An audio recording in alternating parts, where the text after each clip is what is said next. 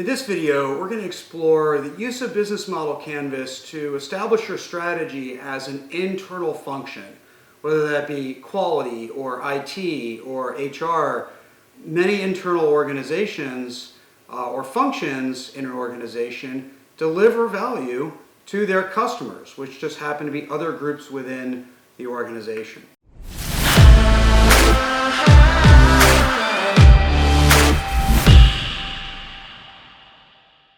So we're going to do a quick walkthrough and just sort of frame the key questions you might ask yourself, as well as what I'm going to propose as the right sequence to think about this as a process. So first, we really have to start with our customer segments.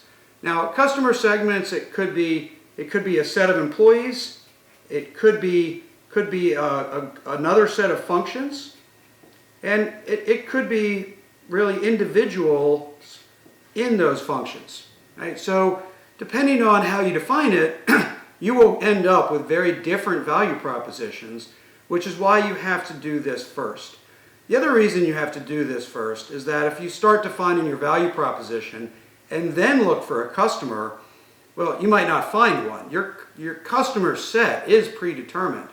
Maybe not the specific customers that you decide to serve, but ultimately it's an internal service. The groups that you have are predefined.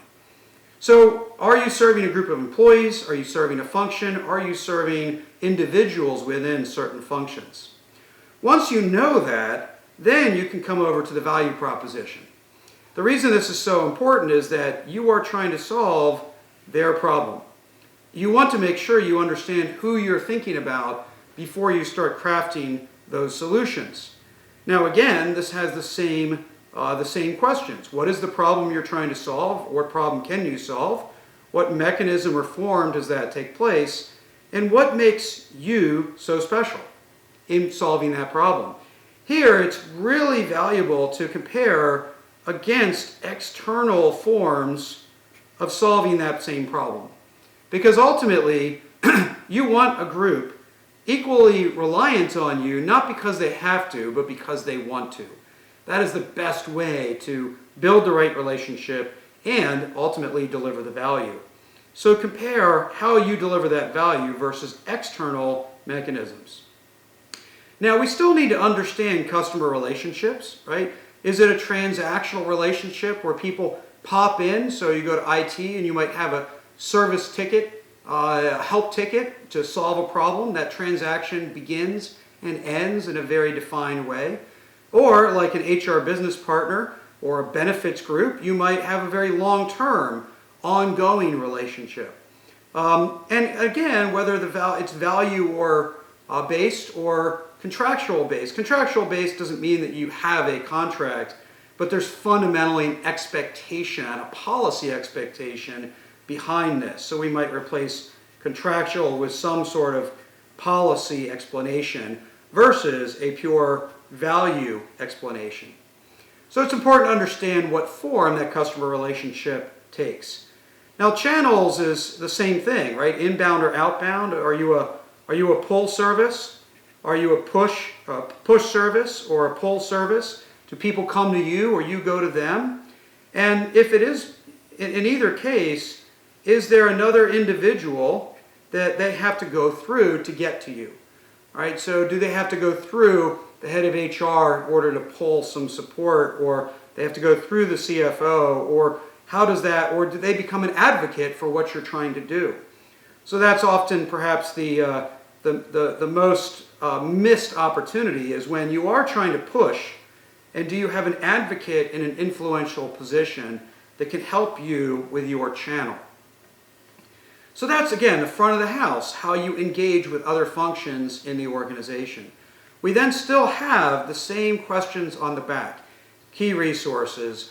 These are things that you, again, already have in place. They're much more likely to be capability-based.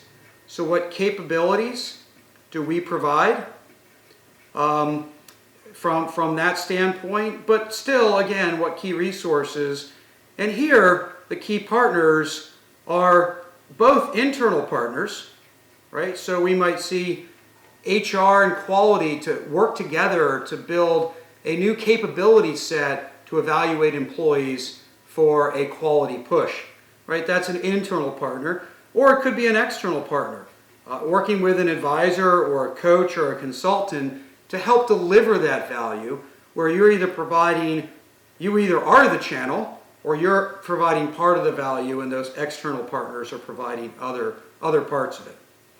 Now, from a revenue stream, usually this is simply predefined as budget, right? Because you're not engaging on a transactional level, but I really encourage people to think about this from a pricing standpoint. And what I mean by that is that while the services that other groups consume from your group are usually built into overhead, if instead they have to pull money out of their budget to pay for you as if you were an external vendor, would they do it?